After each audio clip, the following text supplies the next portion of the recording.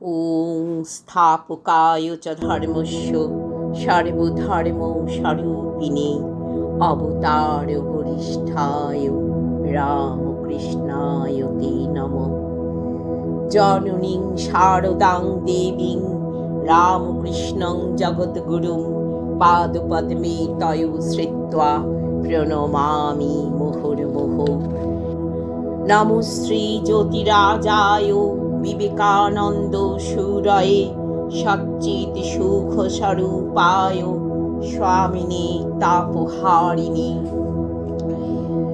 ঠাকুর, মা ও স্বামীজির চরণে আভূমি লুণ্ঠিত প্রণাম জানিয়ে শুরু করছি শ্রী অচিন্ত্য কুমার সেনগুপ্তের পরম পুরুষ শ্রী শ্রী রামকৃষ্ণ গ্রন্থটির প্রথম খণ্ডের 24তম দিনের পাঠ। গতদিনের পাঠের পরবর্তী অংশ।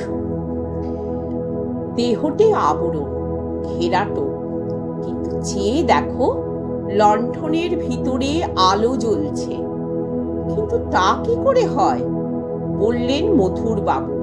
শাস্ত্রে আছে বিষ্ণুর দশাবতার, মৎস্য, কূর্ম, বরাহ, নৃসিংহ, বামন, পরশুরাম, রামচন্দ্র, কৃষ্ণ, বুদ্ধ আর কল্কি।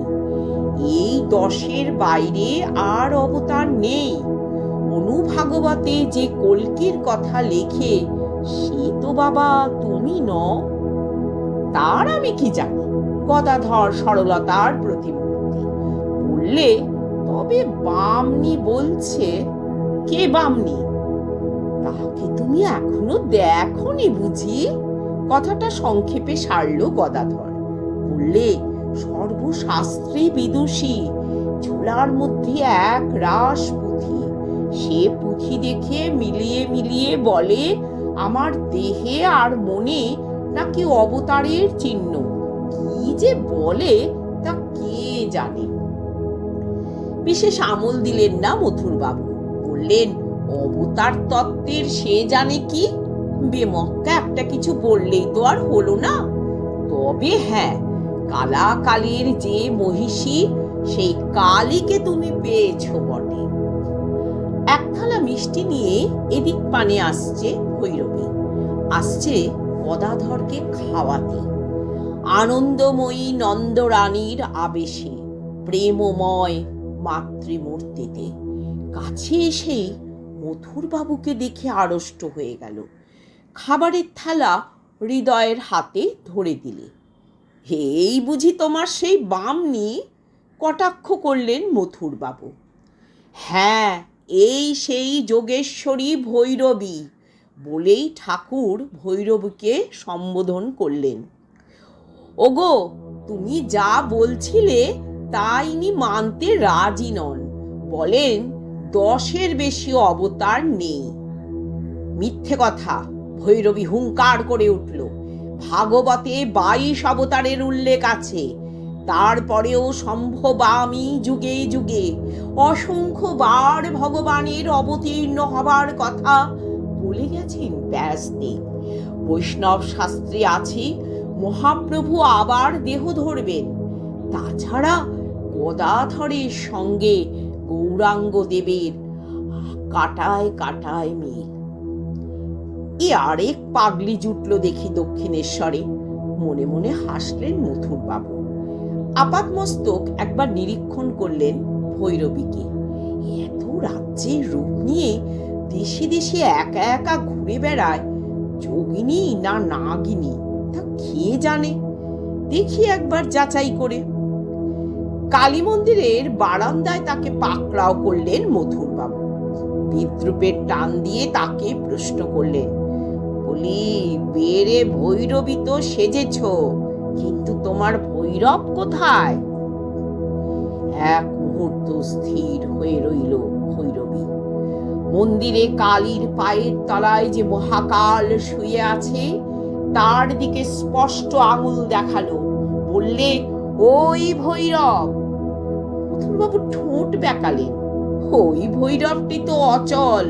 বলি, সচল ভৈরবটি কোথায়? হরিণীর মতো মাথা তুলল ভৈরবী। দৃঢ়স্বরে বললে, ওই অচলকে যদি সচল করতে না পারি তবে মিছিমিছি ভৈরবী হয়েছি। মথুরবাবু ধাক্কা খেলেন, কিন্তু সন্দেহ যায় না। গায়ের জ্বালা ঠান্ডা হয়েছে গদাধরে, কিন্তু আবার কি উপসর্গ শুরু হলো। মাগো, নিদারুণ খিদে, এই খাচ্ছি অমনি আবার খিদে পাচ্ছে। ভৈরবীর কাছে নালিশ জানালো গদাধর। রাত দিন আর কোনো চিন্তা নেই, কেবল খাবার চিন্তা। হে আবার আমার কি হলো? কোনো ভাবনা নেই, অভয় দিল ভৈরবী। বললে, সবই সেই একই কাহিনী। তোমার মাঝে যে ভাব স্বরূপ বিরাজ করছেন, এই তারই ভাব। না মা, এ বুঝি আরেক রকম রোগ হলো আমার। দাঁড়াও, সারিয়ে দিয়ে মথুরকে বললে, যত রাজ্যের বিচিত্র খাবার পাও সব এক ঘরে জড়ো করো। গদাধরকে বললে, ওই খাবারের ঘরে খিল চাপিয়ে একা একা বাস করো দিন রাত। যত ইচ্ছে তত খাও, যখন যেমন খুশি, যখন যেমন খিদে। নাও আর খাও, ফেলো আর ছড়াও। অদ্ভুত ব্যবস্থা, কখনো এটা খাচ্ছে, কখনো ওটা খাচ্ছে। যত খাচ্ছে ততই খিদে পাচ্ছে, যত খিদে পাচ্ছে ততই খাচ্ছে। কিন্তু 3 দিনের দিন আশ্চর্য, আর সেই চণ্ডাল খিদে নেই। গদাধর আবার সেই স্বাভাবিক মানুষ। এসব নির্ভুল অবতার লীলা। বামনি আবার ঘোষণা করল, গদাধর নরদেহে ভগবান। মথুরবাবু তবুও নারাজ। তুমি সভা ডাকাও। তেজ তপ্ত কণ্ঠে গর্জে উঠল ভৈরবী। আমি শাস্ত্রের উক্তি দিয়ে প্রমাণ করব, সাধ্য থাকে কেউ এসে আমাকে খণ্ডন করুক। কালী মন্দিরে সাড়া পড়ে গেল। এ বলে কি বামনি? ঠিকই বলছি। তোমরা যাকে এতদিন পাগল ভেবে এসেছ, সে স্বয়ং নরদেহী রামচন্দ্র। ভৈরবী আবার হুঙ্কার ছাড়ল। এ শুধু আমার মুখের কথা নয়, এ শাস্ত্রের কথা। শাস্ত্র যদি মানো তবে আমার প্রমাণও মানবে। গদাধর বললে, বসাও না পণ্ডিত সভা, মজাটা দেখা যাক না। কালীঘরের আমলারা মথুরবাবুর দিকে তাকালো। নিশ্চয়ই উপহাস করে উড়িয়ে দেবেন কথাটা। একটা মাথা খারাপ বাউন্ডুলে সে নাকি ঈশ্বর। না না, বসাক না সভা, মন্তব্য করলে কেউ কেউ। সভা করলেই বুজরুকিটা বেরিয়ে পড়বে। গদাধর নিজে যখন সভার কথা বলছে, তখন মথুরবাবু আর আপত্তি করতে পারেন না। মন্দ কি, নিজের সন্দেহেরও একটা শান্তি হবে। কিন্তু ডাকাই কাকে? সেই যুগে সবচেয়ে বড় পণ্ডিত আর সাধক হচ্ছে বৈষ্ণবচরণ আর গৌরীকান্ত তর্কভূষণ। তাদের নিমন্ত্রণ করে পাঠালেন মথুরবাবু। আমি মূর্খ, তবু পণ্ডিতেরা আমার কাছেই আসবে, আমারই জন্যে, ভাবলে গদাধর। ভেবে অবাক হয়ে গেল। মাগো, এ তোর কি আশ্চর্য খেলা! যে ধান মাপে তার পিছনে বসে আর একজনকে রাশ ঠেলে দেয়, তুই তেমনি আমাকে রাশ ঠেলে দিস। সাঙ্গপাঙ্গদের নিয়ে বৈষ্ণবচরণ চলে এলো দক্ষিণেশ্বরে। বসল পণ্ডিত সভা। ভৈরবী সওয়াল শুরু করলো। অবতারের লক্ষণ সম্বন্ধে শাস্ত্র কি বলে আর গদাধরের মধ্যে সে কি পর্যবেক্ষণ করছে তারই বিবৃতি দিলে। প্রায় প্রতিটি লক্ষণ গদাধরের মধ্যে পরিস্ফুট। দেখুন সবাই মিলিয়ে, এ আমার দৃঢ় বিশ্বাস। বৈষ্ণবচরণকে সরাসরি সম্বোধন করলে ভৈরবী। গদাধর মর্তদেহী ভগবান। আপনি যদি তা না মানেন, বলুন কেন, কি কারণে আপনি তা মানছেন না। সাহসিকা জননীর মতো আশ্রয় পক্ষপুট বিস্তার করে দাঁড়ালো ভৈরবী। দেখি কে আমার গদাধরকে মন্দ বলে, কার সাধ্য ছোট করে গদাধরকে। আর গদাধর সে 7-এও নেই, 5-এও নেই। যাকে নিয়ে এত হট্টগোল, সে হাও জানে না, নাও জানে না। আত্মভোলা শিশুর মতো সবার মাঝখানে বসে আছে, কখনো হাসছে, কখনো ফ্যাল ফ্যাল করে তাকাচ্ছে, কখনো বা বটুয়া থেকে মশলা তুলে মুখে ফেলছে। অবতার হলেই বাকি, না হলেই বাকি, তার কি যায় আসে? সে যেমন আছে বেশ আছে। বৈষ্ণবচরণ প্রশ্ন করতে লাগলো গদাধরকে। হ্যাঁ, যদি দেখি নিদারুণ আনন্দ হয়, বুকের মধ্যে তুবড়ির মতো গুড়গুড় করে মহাবায়ু ওঠে, নাভি থেকে যে শব্দ ওঠে শুনি, সেই অনাহত শব্দ, শব্দ কল্লোল ধরে সমুদ্রে গিয়ে পৌঁছুই, সেই সমুদ্রই প্রতিপাদ্য ব্রহ্ম, তাই পরম পদ।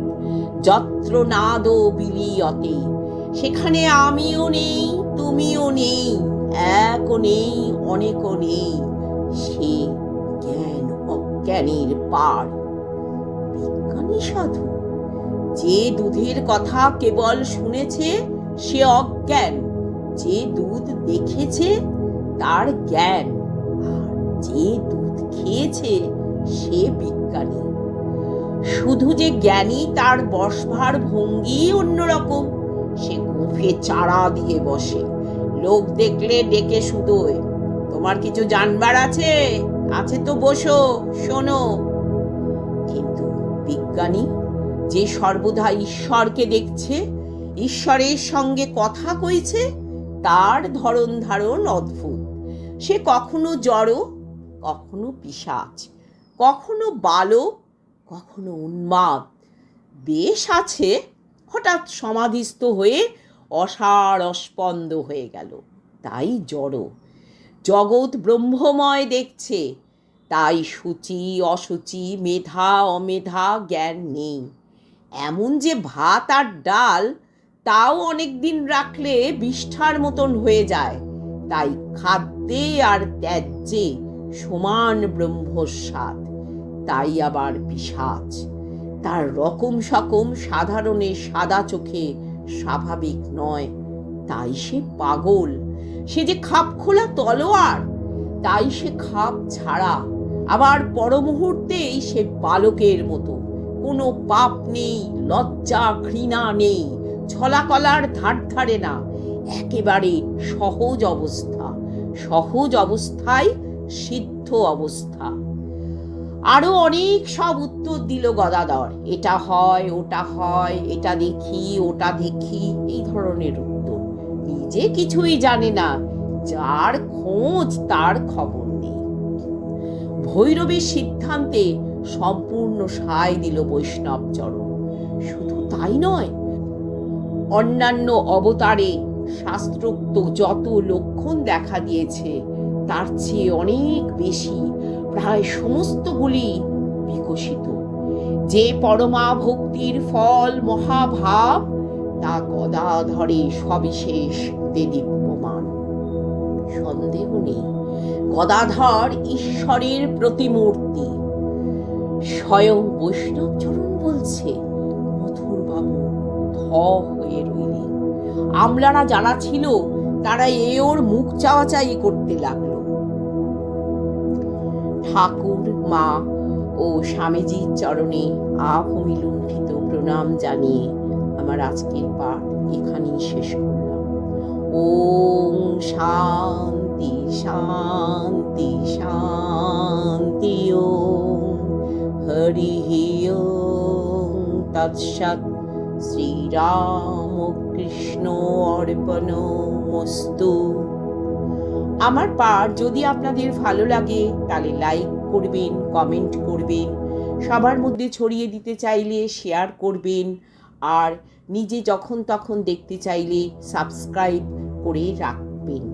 আমার পাঠ আপনারা প্রতি সপ্তাহের সোম, বুধ এবং শুক্রবার শুনতে পাবেন। নমস্কার।